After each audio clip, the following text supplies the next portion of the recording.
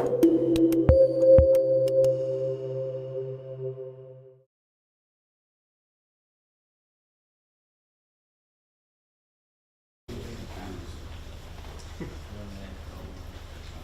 morning, everybody. I'm going to just get started. I have a pretty full 30 minutes. I'm Bindu Wavell. I'm the chief architect at SDK Consulting, and I'm going to chat with you today about the yeoman generator. I've presented about it at DevCon in the past, but we kind of got a big release that we pushed out recently, so we're going to talk a little bit about that. But first,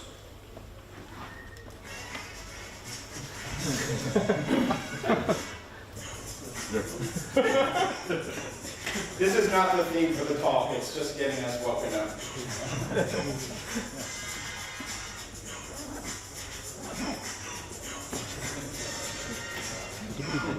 SDK 3 routes. Okay, so I'm going to give you a couple slides and you can leave. Right? So these are the two slides. Once you've seen them, you can leave if you want to. Basically, the yeoman generator is a set of command line tools. They're written in Node.js. They use the yeoman generators. And they allow you to create Alfresco all-in-one SDK projects and then to do stuff with those projects. So that's what the tooling does. Here's some examples of what those command lines might look like. Basically, that first line means you have to have Node.js, and then you have to install yeoman and the generator. And then everything else on the slide is how you create a project, how you scaffold things out in the project. And we're going to go through all of that. I have a video about 12 minutes long. We'll get to in a few minutes. So we'll go through all of those. I'm not going to leave this slide up for too long. Quickly, I'm going to give you a little bit of a justification and a background on why we created the generators. I'll tell you a little bit about the progress since last time I presented on this. I don't know if all of you were there, I guess not, so I'll try and keep that light and quick. Then we'll go into the demo and I'll talk a little bit about what's next. So, at SDK Consulting, we do a lot of implementations. We're one of the largest implementation partners for Alfresco in the world at this point. And it's pretty difficult to hire people to do Alfresco implementations. And part of that is around documentation and best practices. The docs have gotten a lot better. The best practices, some of that is now in the docs, but it's, there's so much information over the last 14 or 15 years out on the net. Knowing what to follow and what not to follow can be really challenging. And even, creating really basic customizations like a web script. If you have to create a desk file, you have to create your free marker templates, you have to create your JavaScript and your Java and your bean definition. And there's sort of subtle differences in naming for your files and your paths, and kind of getting that all sorted out for new people is challenging. So it takes us a long time to onboard new engineers. So we started out by kind of writing that down, and docs have caught up, so that's great. The docs are in a pretty good place. But we thought, well, maybe we can do better. Maybe we can actually just do those things for people. As long as they know I need a web script, or I need a job, or I need a behavior or an action, they understand the building blocks. They can just say, hey, I want an action, and it says, okay, what's the class name, and tell me a little bit more about it, and boom, I'll scaffold it out, I'll make the bean for you, I'll put it in the path in the right place. And like I was saying before, for those newer engineers, even for people who've been doing Alfresco for a long time, it's a big ecosystem. And maybe I do a lot of share stuff, or I haven't done a lot of repo stuff, and so I don't necessarily know the best way to, where's the best place to place my web scripts, or where's the, when I'm creating an action, should I be doing it on commit or on every, those kinds of things, right? So we have some documentation on that. Again, docs is improving. We have some sort of internal stuff. And again, we thought, maybe we could just kind of automate that. And then in the stuff that we generate, include references to the documentation, include references to, hey, this is why we think this is a best practice. And we're pretty opinionated about that. We've done a lot of these projects. I know in some cases, our opinion, other people disagree. And I think we're really open to, if people want to come and say, hey, I think there's a better way to do this. We can either enable 2 different ways and try and explain to people, hey, these are the 2 best practices, and this is why you would choose one versus the other. Or if one is just better than what we're doing, we'll just change it and make it do the more better thing. Fundamentally, we do all of these projects at Zia. We probably have 10 to 15 Alfresco implementations ongoing at any one time. And it's important to us to have projects that support, it's not so much the add-on flow, although you can use this tooling for building add-ons. It's more the idea of, okay, I'm doing an implementation for a company like Apple or McGraw-Hill, these big companies, and that is going to include things like Uploader Plus, and we want to have the bulk file system import tool, and we want to have all of these kind of components that are out there in the community. We want to have components that we have that are proprietary, integrated into the solution that we're building. So we want to take the SDK and we want to kind of add a layer of, okay, we need to bring in all the pieces that are necessary for this implementation. So there's a little bit of a layer added to the SDK around our thinking about how to incorporate more of these modules in the full development stack. And the other thing is, because we have so many projects, we have engineers coming onto an existing project or moving between projects. So we want to try and have the projects be a little bit more consistent. So these are all things that kind of drove us towards creating these generators.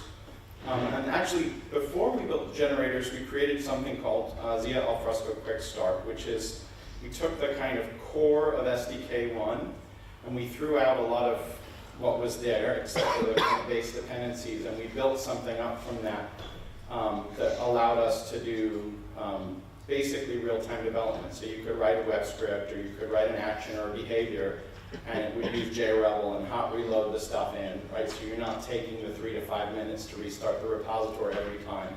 We had integration testing integrated. We did, I think, Tech Talk Live 69, where we presented that, and it sort of, that thinking bled into SDK 2 and also SDK 3. On the downside, the SDK has changed a lot every time, and so since this was sort of an internal project at Zia, what we found was it was hard to support because there were 2 or 3 of us that were really good at it, and everybody else, they weren't that comfortable with Maven, they weren't that comfortable with our project structure. So it was a burden on people that were already doing customer engagements to support them. And then maintaining it whenever a new version of the SDK came out, because it changed a lot, it was actually really difficult to kind of keep updating it. So we realized that what we wanted to be doing was actually taking the SDK, however it was delivered, and putting a layer on top of it, rather than trying to kind of strip it back and rebuild it. And then we also, Quick Start was proprietary. We saw that as business value, and originally I wanted to open source it, but there was some thought that, hey, this can be a sales tool for us, so it was proprietary. So for the generators, we were able to just start out with them being fully open source from the very beginning, which means we do have a wider community of people that can answer questions. More people are using it, which means we're getting a lot more feedback, which is fantastic. So, and then this is sort of a slide that doesn't really fit anywhere, particularly in the deck, so I just stuck it here. But project quality is super important for us. So we got a lot of code of conduct, contribution guidelines, templates for issues and PRs. We've got lots of tests. support a lot of versions of Node. We're doing integration testing. We got about 15 people, like 3 or 4 of us really actively on the project, and 10 or 11 people kind of coming in and giving us issues and asking questions and stuff. I'm sure there are more people, but I just don't know about them. From the download statistics on GitHub, I think it's probably, there are more people using it. I just don't know who they are. And then I'm just roughly guessing there are 50 enterprise projects. We have about 30 at Z. I know a couple other companies that are using this pretty regularly, that are using this structure. So sort of in summary, this is easy for beginners, right? Because we've integrated documentation into the tooling. Right? We have right in line, hey, this is why I'm asking you for the web script ID, this is what it means, and here's the doc if you want to dive deeper into why I'm asking you this question. Helping people with common tasks like actions, behaviors, models, web scripts. The hackathon, we had 8 people working on it. 7 or 8 people, depending on how you count. So we have some new behaviors, some new sub-generators getting added in, like dashlets and bootstrapping and things like that. And it's also powerful enough for experts. I use this pretty regularly. I actually do a lot of first-level support for Alfresco, and I do a lot, if a customer comes and says, hey, I have this problem with the SDK, I'll spin up a project really quickly. I'll scaffold out a model and test some stuff out, like, oh, is searching working with the indexing set this way? It's great. And then we're exposing in our generators a lot of that kind of nuts and bolts, right? So in our web script generator in particular, it asks you absolutely every possible question that could tie into your desk.xml and gives you a lot of details about why. Okay, so things we've added since last we talked about this. We added this this idea of common amps. So there's a bunch of amps now that are published on either the Alfresco Maven repository or Maven Central. And we basically, with one command line, you can say, oh, I want to add the order of the B support tools in JavaScript console and Java Melody and Uploader Plus, and it'll just integrate it into the project. If it's SDK2, it'll put it in the war overlays and add the dependencies and do the Tomcat stuff that you have to do, and it puts stuff in the repo POM and the share POM. It does all of that stuff for you. If it's SDK3, it'll put it in the top level POM in the Alfresco Maven plugin in the module dependencies. And there's a bunch of supported amps. And if people have cool projects and want to publish them on Maven Central, let us know. We can add them in here. And that tooling actually is aware of what version of the SDK you're using, if you're using enterprise or community, because some add-ons only work with enterprise or only work with community or only work with SDK2 or only work with SDK3. So the list that's offered to you is dependent on the project that you're running. And then, for example, if you install JavaScript console, it's one selection, but it'll put the repo amp in and the share amp in. Added support for all the SDK versions 2.0 through 3.01. And a big piece of work that we did, the reason it took us so long to add SDK3 support was in parallel to adding it. Well, there's 2 reasons. One is, rather than just throwing away support for SDK2 and adding SDK3, which would have been really easy, we wanted to actually maintain backward compatibility. So that added a lot of complexity of determining, okay, do it this way for this version of the SDK and that way for another version. And then the other thing was, in parallel to adding SDK3, we actually rewrote basically all the stuff Maven does when it has an archetype to fill out the project structure. We were just calling out to Maven and doing a command line Maven, artifact generate, and putting in the CLI in. We rewrote that code in JavaScript. So we basically have now embedded the archetypes in our generators, which means we don't have to go out to the network to build the projects. It means generating new projects is much faster, which for you all probably doesn't matter that much because maybe it took a minute and now maybe it takes 20 seconds. It's not that big of a deal. But we literally have hundreds and hundreds of tests. So it was taking like 15, 20 minutes to run through our tests, and now it's taking about 5. So that allows us to maintain the quality of the project. We also have split out a lot of common code. So we basically, the core generators are in the existing module, and then we split out common code. And in fact, during the hackathon, Dennis took one of our base generators from our common code, and the ADF app generator is now based on our common code. So if people want to, if you don't like our generators and you want to build your own, there's this tooling that has editors for POM files and Spring context files and Tomcat context files and archetype metadata files and stuff like that. So you're all welcome to use those as well. We were forced to remove support for Node 0.10 and 12 because of some of our dependencies. They got updated, they had security issues, and stopped supporting Node 10 and 12. We added support for Node 7 and 8, and we've just added lots more testing. We've improved the kind of the way that we integrate with Travis. So now I've got this, this is Harry Potter themed.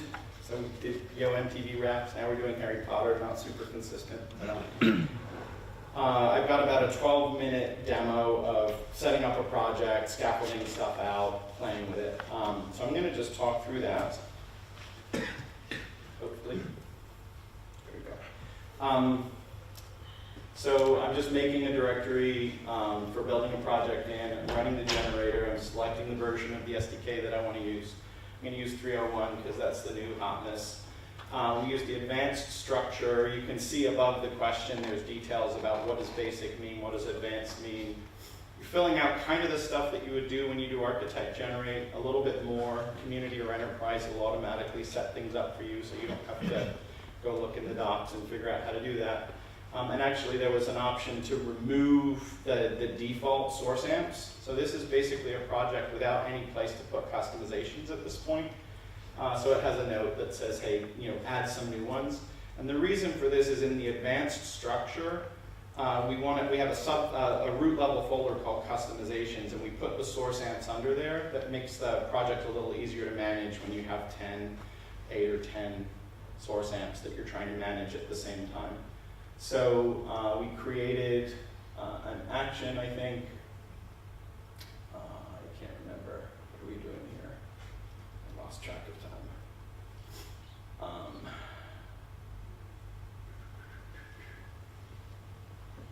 Oh, cool. So we're going to add some.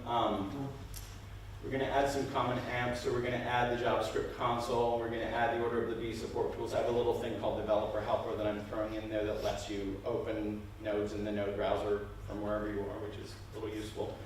And it adds a bunch of files, but it also updates files so you can sort of see a diff of what is this actually doing. That looks good to me, so I'm going to accept it. So that's really all it takes to kind of add some of these common things into the project rather than having to spend lots of time looking in the docs, looking up the group ID, artifact ID version, all that stuff. It just does it. So I'm going to create a model. So this is going to be for tracking students at Hogwarts, so it's the student model. And the model generator, right now, again, you can see, we have a little bit of inline documentation and then referencing the Alfresco documentation sites. These are the questions that we need to actually generate the model XML. We're also obviously going to generate the bean that registers the model XML. We're going to create a properties file for labels and register that. And we're kind of suggesting wherever we can, like if you look at that URL, it's sort of sensible based on your previous answers. So, let me not get through my last couple slides. I'll try and move this along. Yeah, so this is basically just showing you, okay, it's created the bean that registers the action, it's created the label file. Here is the model, And in here, there's documentation of stuff like, hey, once you've deployed this, here's the URL that you can hit to actually check that this model has been deployed. I haven't actually started it yet, so we're not going to look at that quite yet. But then there's also examples. Here's all of the different types of constraints and examples of them, so you can just cut and paste or uncomment them. We'll get down and we'll see there's, actually, first of all, I'm going to create a constraint for houses, so Gryffindor and Slytherin and so forth. And then we'll see there's a couple example types. One of them is kind of simple, and one of them is really comprehensive, so it has relations and all the different indexing options. Again, you can kind of cut and paste those just as a pretty easy way to get into creating a model. So we haven't done like, hey, I want to add a property to a type. We haven't created generators for that, but we've scaffolded out the main files and then given a lot of references inline. You can see here, we're basically creating a student record with a house and a house founder, and the house is using our constraint. And then we're setting up some labels. Magic video goes a little fast. So we have an action. We want to create an action, and the action is basically going to look at the name of our file. So is it Harry Potter? Is it Draco Malfoy? Whatever, and assign the house for us. Okay, and so this is like the sorting hat. Okay, so we can basically create a student record, and then we can run this action on it. It'll automatically set some metadata, and I'm just going to hard code it, so it's not like looking in a database. Obviously, this would be more interesting if it was doing that, but I kind of would like to speed this along, but.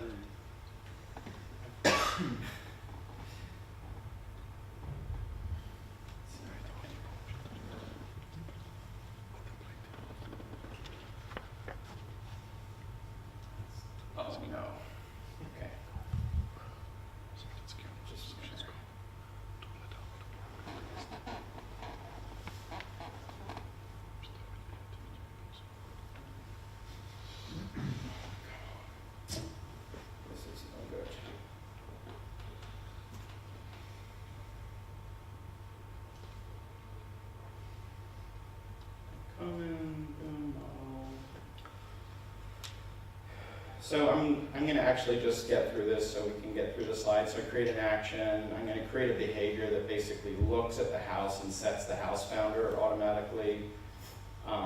It's all kind of the same stuff.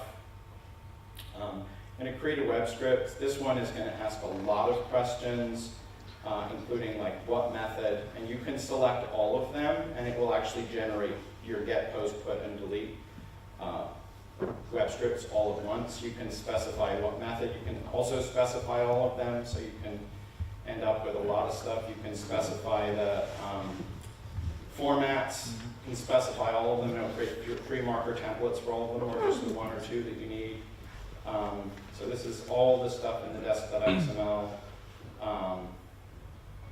Just show a few of those files. So this is the desk.xml that's created. It's created in the right path. The beans are set up for them. In this case, I did just JavaScript, but I could have done Java and JavaScript. It would create all those files. And they have the right names. They have useful comments, helpful stuff. So I've set up here my controller that's basically just running a query for student records and sorting them.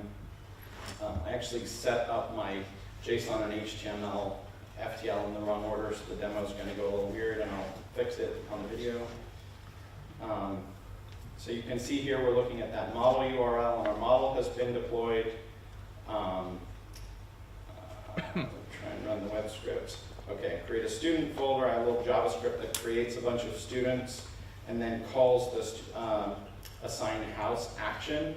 So that's going to look at the name of the records, and the name is going to be Harry Potter, Hermione Granger, Luna Lovegood, Draco Malfoy, right?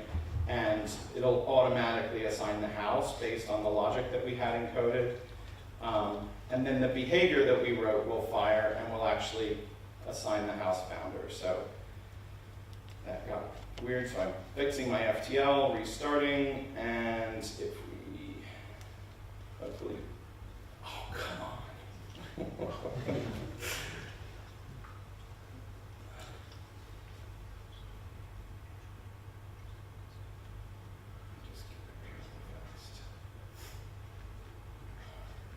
Okay, so we can basically see that the house was assigned. Great, thank you. And if we just go look in Alfresco, we can see that the house founder was assigned. So that was actually slower than it would have been if I hadn't tried to adjust the video. Okay, so what's next? We're going to add more extension points, like I said, at the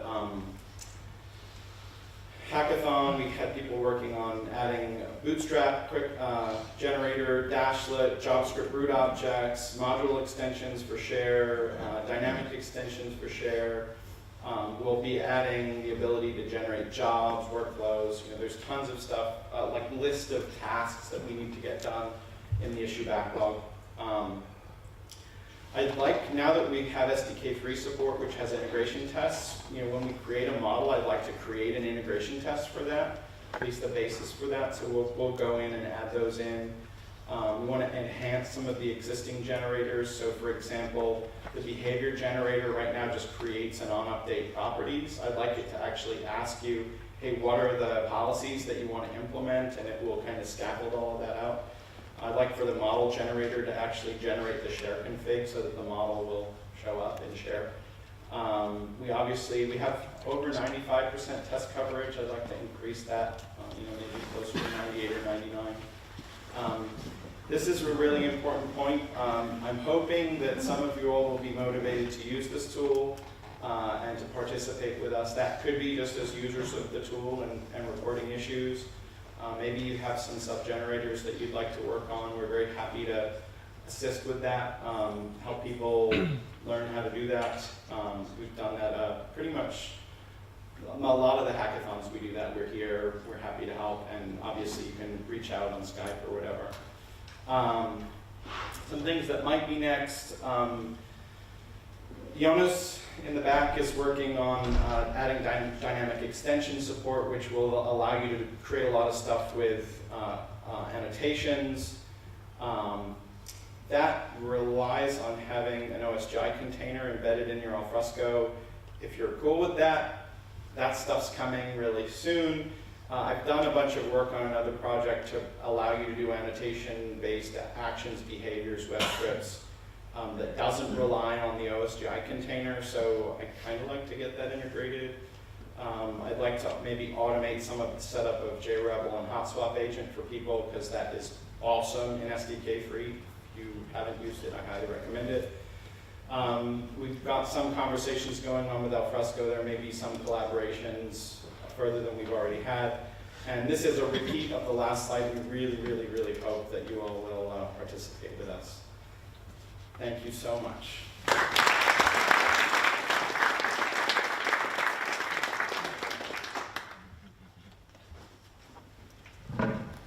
Thank you, everyone. If there is any question, now should be the time for the end of this session, but since there is a break of 15 minutes, if any of you guys have a question for Bindu here, feel free to ask, and I think we can reserve the next few minutes for a short Q&A session. Is there any question for Bindu? Yes, Hans? Yeah, it's more about the SDK than the yeoman generators, but is there any future releases planned for the SDK, or? Okay, the question was, are there any future releases planned for the SDK? There aren't currently people at Alfresco assigned to work on it. There has been a little bit of work towards getting the SDK to work with Alfresco 6, because there were some breaking changes in Alfresco 6. So there is a pull request sort of off somewhere for that. Other than that, I'm not aware of any sort of significant efforts happening there. But yeah, it will support SDK 6 when that comes out. It will likely be a new version of the SDK, unfortunately, but it will be a much smaller change than most of the previous SDK changes. All right, is there any other question? Yes? How it works with multiple modules? And you have, for example, 5 different jars to produce Yes. different projects. So you does it keep the same structure of the folders? And Yes. Yeah, so there's a generator, Alfresco module add source, and you can run that as many times as you want, and they just have to have different artifact IDs. It'll generate the source modules for you. You can say if you want to leave in the examples like the Hello World web script, or if you wanted to remove them. And I suggest using the advanced structure if you're going to do that, rather than the basic structure. It creates a customizations folder, and then all of your source goes under there. When you create, if you say I want to create a repo and a share source module, it'll actually offer to create a parent. So in customizations, you'll have a parent if you select that option, and then under the parent, you'd have your repo and your share. So they can be kind of paired up, that's how we do it. Okay. Your customization can be AMP or jar. So does it support also jar? The question is, customizations can be AMP or jar. Does it support jar? SDK 2, all the SDK 2 stuff is basically derived, set up for supporting AMPs, and we support that. SDK 3 creates jars by default and has all the stuff for creating AMPs, but it's commented out. If you use our generator, it will automatically uncomment that for you. So it will create the jar, it will create the AMP.